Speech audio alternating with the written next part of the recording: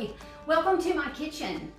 We're going to a family reunion this weekend, and I am taking my favorite cake in the entire world, and that's a yellow butter cake with homemade chocolate frosting.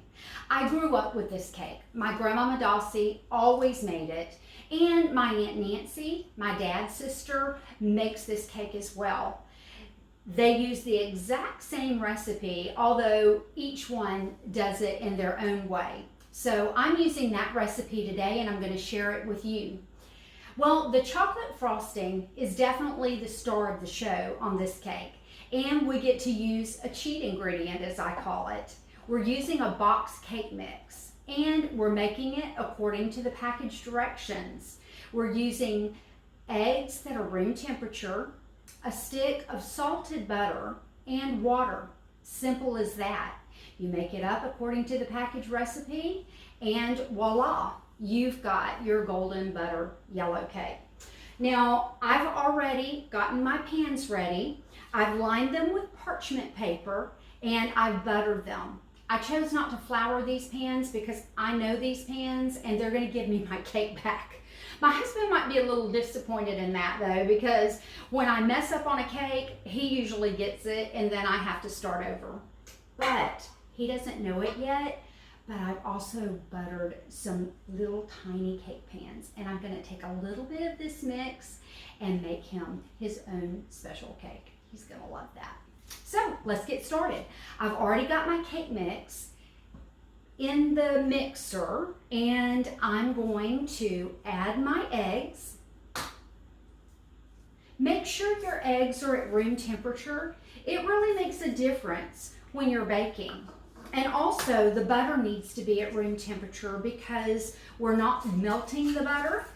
We're blending that in the cake mix. Uh-oh. I hope I don't have any eggshells in there. No.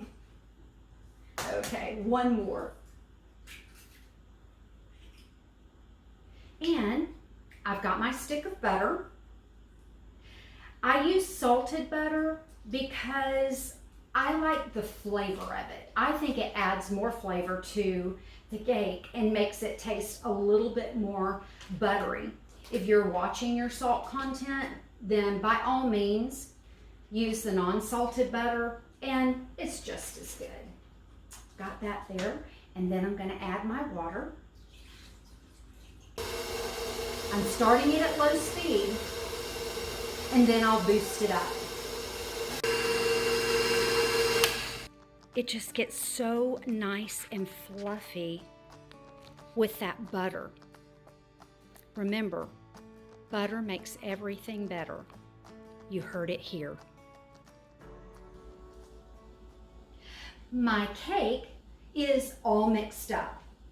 Just look at that. It looks heavenly. I'm going to pour this in my cake pans. I should be measuring this out, but I'm notorious for eyeballing it. I'm also notorious for getting it wrong. I'm going to take these layers, these two cake pans, and I'm going to make 4 layers with them. I'll cut them in half after they've baked and cooled. I've got my oven warmed up to 350.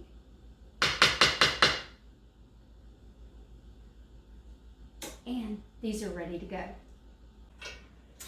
Well, my cake is in the oven, and I'm starting on the chocolate frosting.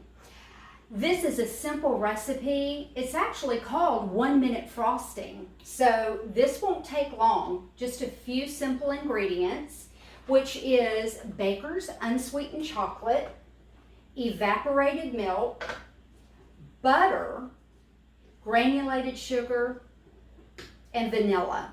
I've got the recipe at the end of my video. I've already added my chocolate, my milk, and my butter to my saucepan. It's on medium to low heat right now. And as soon as everything melts together, I'm going to add my sugar. There's a little bit of a controversy about the evaporated milk in my family. Some use evaporated milk, some use whipping cream, and some use whole milk. I would say either of those are fine, but my grandmother always used evaporated milk, and so that's what I've chosen to use. Well, my butter, my milk, and my chocolate have melted. And now it's time to add my sugar. Well, I've added my sugar, and now I'm letting this come up to a gentle boil. I'm going to turn up my heat just a little bit and let it gradually come up. You know, this cake has more meaning to me than just something that I grew up with. When my husband and I were dating, he asked me if I would help him make a cake. It was his son's birthday, and he wanted to make a cake for him. So he asked if I would teach him how to make this cake. Well, I want to tell you, I think that was the night that I fell in love with him. Changed our lives forever. And his son is now my bonus son that I dearly love. Well, I am stirring this up. It's going to take maybe about 2 to 3 minutes to bring this up to a boil. So be patient with it and make sure you keep stirring. One thing about this recipe is that you can't leave it on its own. If you do, you'll scald the bottom and you'll have that burnt taste. So we want to make sure that we don't do that. Here's some pictures of Jimmy making Brad's cake. He even decorated it himself. I love this guy.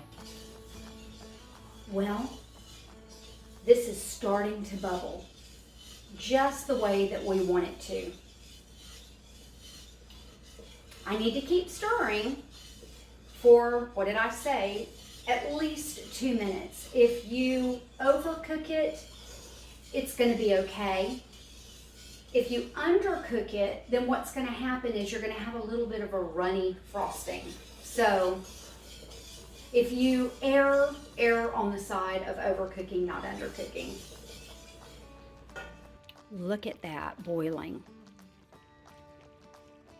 It's looking perfect.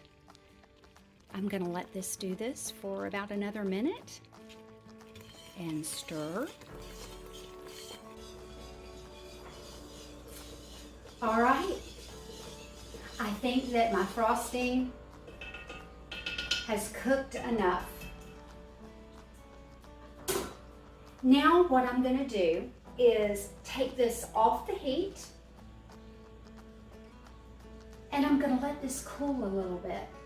But unfortunately, the stirring has not stopped. This needs to be stirred on and off until it cools. I'm going to let this cool down just a bit, and then I'm going to add the vanilla to the recipe. So I'll see you back here in a minute. Okay, this frosting has been sitting for not even 10 minutes, and it has already thickened up. Look at that. In just a few more minutes, we'll be frosting a cake.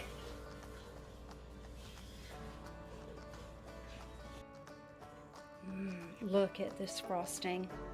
It's thickened up so nice and pretty fast too.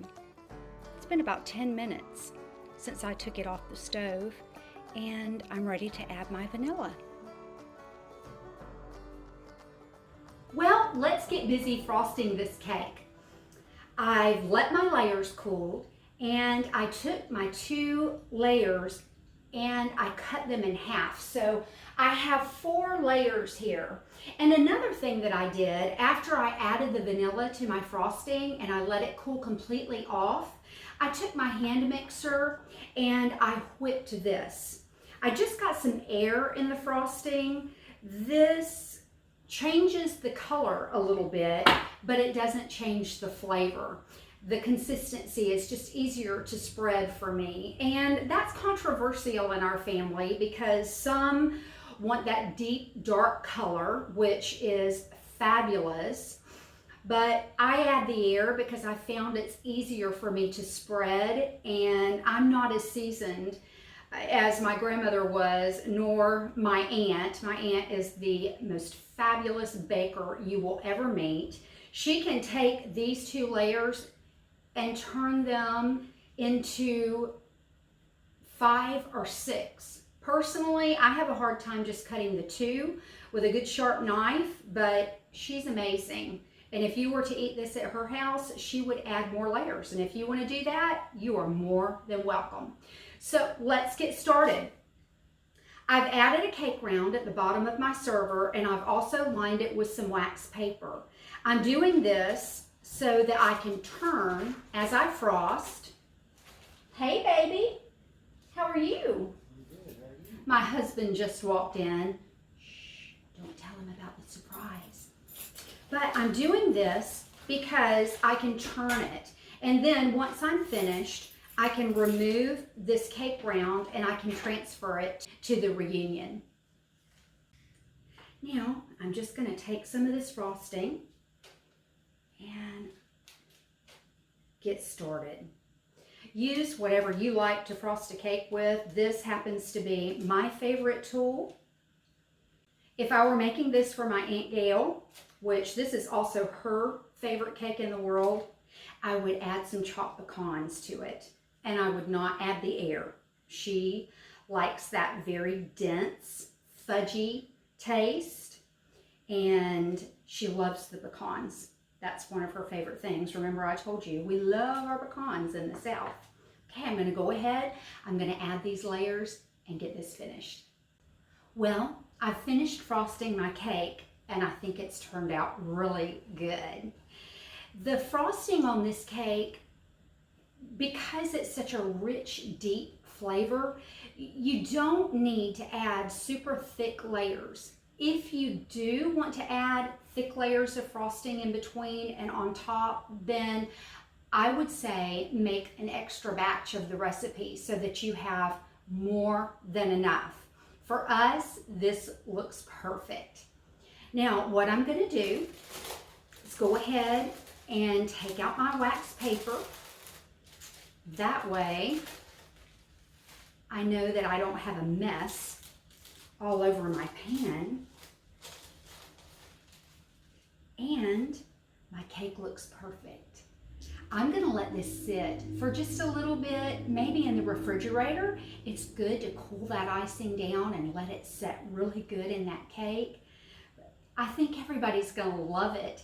And I know without a shadow of a doubt, this is going to bring back some great memories for us all. Now, I need to start on my husband's.